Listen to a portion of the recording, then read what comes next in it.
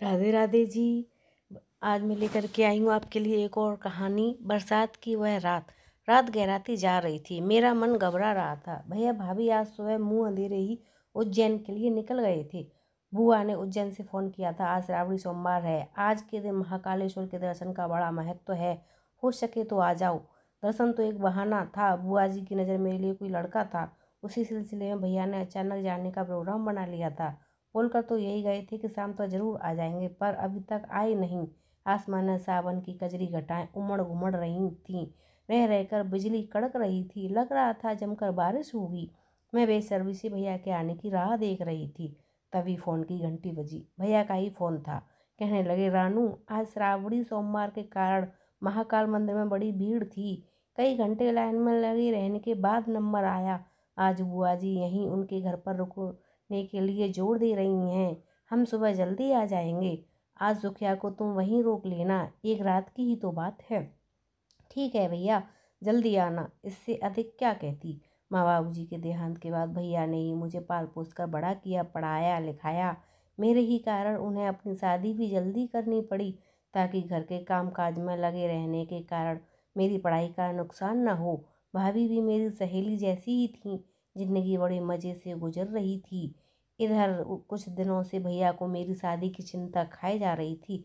कहते, समय रहते तेरे हाथ पीले कर दूं तो मुझे चैन मिले, नहीं तो लोग कहेंगे कि जवान बहन घर में बैठी है और इन्हें कोई चिंता नहीं।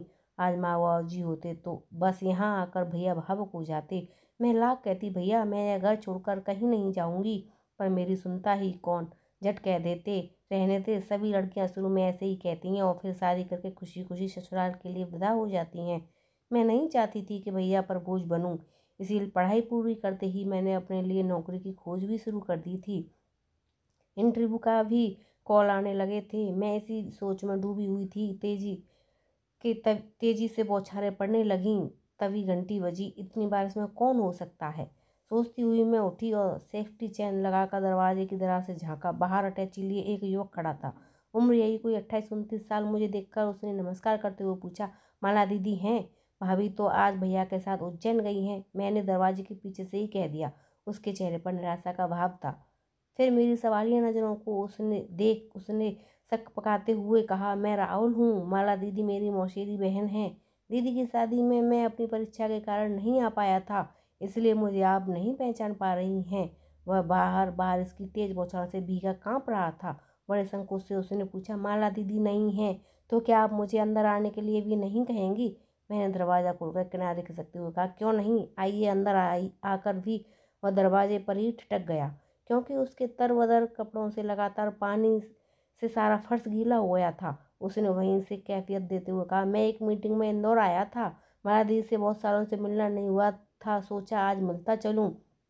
उसकी घबराहट देख मुझे शरारत सूझी। मैंने पूछा, अगर आपको मालूम हो जाता कि भाभी आज यहाँ नहीं है तो क्या आप नहीं आते? तब तक वह भी कुछ सहज होने लगा था। उसने भी शरारत से ही जवाब दिया, हाँ वैसे तो नहीं आता, पर हाँ अगर यह मालूम हो जाता कि दीदी की एक सुंदर सी नटखट सी ननद है तो ज़रूर आता। सुनकर अच्छा लगा, पर अपने मनोभाव छुपाते हुए मैं मुड़ गई और अंदर भैया की अलमारी से तौलिया और कुर्ता पाजामा निकालकर उसे थमाते हुए बोली, प्लीज़ बाथरूम में जाकर चेंज कर लीजिए, तब तक मैं चाय बनाती हूँ। मैंने रसोई में जाकर उसके लिए अदरक की चाय बनाई। साथ ही सुखिया को मैंने खाना बनाने के लिए कह दिया।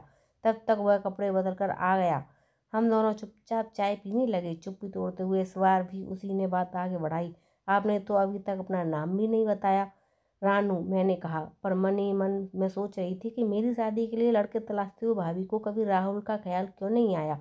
आने दो, कल भाभी को मैं खुद ही इलाज शर्म छोड़कर भाभी को कह दूंगी कि मुझे तो आपका भाई राहुल पसंद आ गया है। राहुल भी शायद इस शादी के रिश्ते के लिए ना नहीं कहेगा। मन ही मन यह निर्णय लेते हुए मुझे ऐसा लगने लगा जैसे मैं राहुल की दीवानी हो गई हूँ। मन के किसी कोने में शहनाइयाँ सी बजने लगी। तभी सुखिया ने आकर कहा, दीदी डाइनिंग टेबल पर खाना लगा दिया है, आ जाइए। इसके बाद दिन भर की थकी हुई सुखिया कमरे के बाहर गलियारे में बिस्तर बिछाकर सो गई। दूर कहीं एक कड़क के साथ बिजली गिरी और अचानक लाइट चली गई। मैंने जल्दी से मोमबत्ती जलाकर टेबल पर लगाई और चुटकी लेते हुए कहा, आइए जनाब, कैंडल लाइट डिनर पर आपका स्वागत है। राहुल भी लगता है वाकचातुर्य में पीछे नहीं रहना चाहता था। जब चांद सा रोशन चेहरा सामने हो तो कैंडल लाइट भी की भी क्या ज़रूरत है, बुझा दो इन्हें भी, खुशी की बद में काम है, क्या काम है जलने वालों का। राहुल के मुंह से अपने लिए यह सुनना कितना अच्छा लग रहा था। इस क्षणिक मुलाकात में ही राहुल अपने विनोदी स्वभाव के कारण कितना अपना सा लगने लगा था। और फिर इस सावन की रात में माहौल भी कितना रोमानी हो गया था। मोमबत्ती की मध्यम रोशनी में राहुल की प्लेट में आग्रहपूर्वक खाना परोसते हुए मेरे हाथ उसके हाथ से टकराते रहे। हो सकता है जानबूझकर भी दोनों ओर से ऐसा हो रहा हो। डिनर के बाद हम दोनों सोफे पर बैठकर गप्पे लगाते रहे।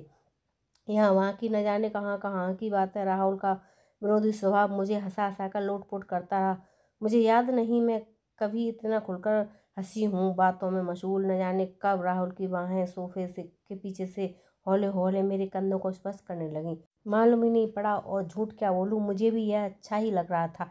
इस श्रावणी रात में मानो स्वयंवरा बन गई थी। बस कल भैया भाभी के आते ही इस संबंध पर रिश्ते की मुहर लगवाने में देर नहीं करूँगी। राहुल की आंखों में तो नशा उतर रहा था। उससे लग रहा था कि मैं उसकी पसंद पर खरी उतरी हूँ। इधर मेरी और उसे कोई प्रतिकार न होता देख राहुल और करीब आता जा रहा था। पर तभी एक झटके से मानो नींद से जागी। मेरे संस्कारों में शादी से पहले इस तरह के संबंध बनाना गवारा नहीं था। मैंने उसे और आगे बढ़ने से रोकते हुए कहा, नहीं राहुल, अभी नहीं, कल भैया भाभी आ जाएं, पहले वे इस रिश्ते को ओके कर दें, फिर बारात लेकर आने में देर न करना, समझे। मैंने उसके कान खींचते हुए कहा। राहुल को जैसे कोई करंट लगा हो। बगैर कुछ कहे वह एकदम से उठ खड़ा हुआ और दरवाजा खोलकर बालकनी में चला गया। मैंने सुखिया को गहरी नींद से जगाया और अपने कमरे में सुला लिया। राहुल बाद में वहीं ड्राइंग रूम में सोफे पर आकर सो गया। पर मेरी आंखों में नींद कहाँ थी। मन ही मन राहुल को लेकर सपने मुड़ रही थी। लग रहा था मुझे मेरी मंजिल मिल गई है। कुछ ही घंटों में राहुल मुझे इतना अपना सा लगने लगा था, भैया भाभी की ओर से इस रिश्ते को नकारने का तो कोई सवाल ही पैदा नहीं होता।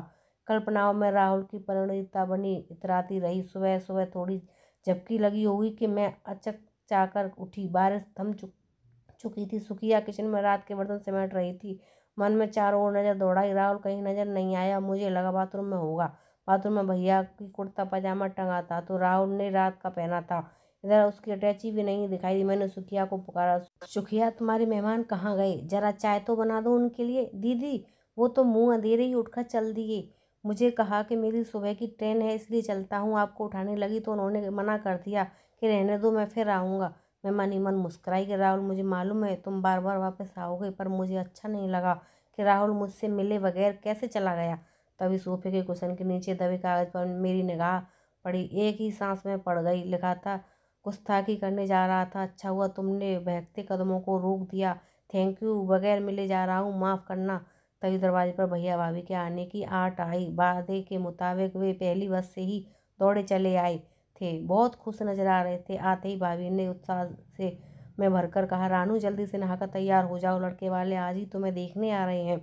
मैंने उन्हें लंच पर बुला लिया है, सब साथ ही मिलकर खाना खाएंगे। फिर भाभी मेरे उत्तर की प्रतीक्षा के लिए बगैर किचन में घुस गई और सुखिया को बताने लगी कि आज खाने में क्या क्या बनेगा। मेरी बात सुनने को भाभी के फुर्सत नहीं थी। मैं अपनी बात कहने के लिए उनके पीछे पीछे घूमने लगी, पर भैया के सामने कहने की हिम्मत न हुई। जब भाभी कपड़े बदलने अपने कमरे में गई तो मैं भी उनके पीछे पीछे चल दी। समझ नहीं आ रहा कि बात कहाँ से शुरू करूँ। बड़े संकोच से मैंने कहना शुरू किया, भाभी कल आपकी मौसी का लड़का यहाँ आया था। हाँ, क्या नाम है उसका, मैंने बनते हुए पूछा। कौन, राहुल? कैसे आना हुआ उसका? अकेले ही आया था या उसकी बीवी भी थी साथ थी? भाभी ने साड़ी की तय करते हुए पूछा। राहुल की बीवी सुनते ही मैंने मानो आसमान से जमीन पर आ गिरी। भाभी मेरी ओर पीठ किए अलमारी में से कपड़े निकाल रही थी। मैंने उन्हें इस हालत का बिल्कुल अंदाज नहीं था, पर मैंने जल्दी ही अपने आप को संभाल लिया और कहा, आया तो अकेला ही था। सुखिया ने बढ़िया खाना बनाकर खिला दिया था। रात को वहीं सोफे पर सो गया और सुबह न जाने कब चला गया, मालूम ही नहीं पड़ा। जाते समय मिलकर भी नहीं गया। मैं बड़ी सफाई से सारी बातें छुपा गई। अब कहने को क्या बचा था।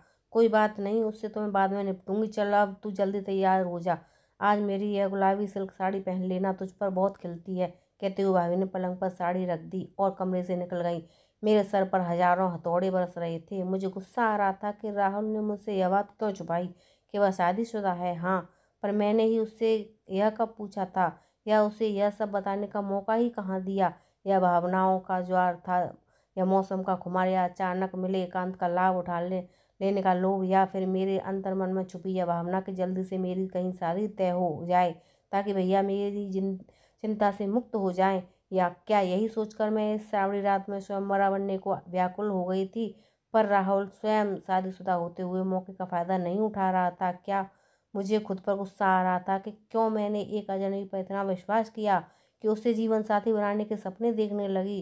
पर फिर भी अभी तो कुछ नहीं बिगड़ा। मैंने खुद को एक फिसलने भरे रास्ते पर फिसलने से रोक लिया था। इस अनुभूति से मुझे जो राहत मिली उसे बयान नहीं कर सकती। साथ ही रात की उस घटना ने मुझे यह सबक दिया कि कभी भी कहीं भी कोई भी कैसी भी रूप में हमारा फ़ायदा उठा सकता है।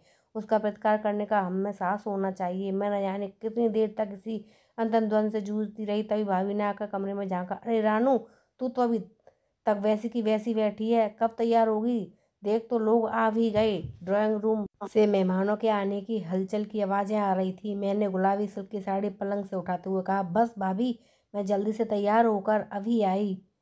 तो दोस्तों, आपको मेरी यह कहानी कैसी लगी कमेंट करके ज़रूर बताना। मेरे चैनल पर नए हो तो चैनल को सब्सक्राइब करना, लाइक करना, शेयर करना। मिलते हैं एक और नई कहानी के साथ। धन्यवाद।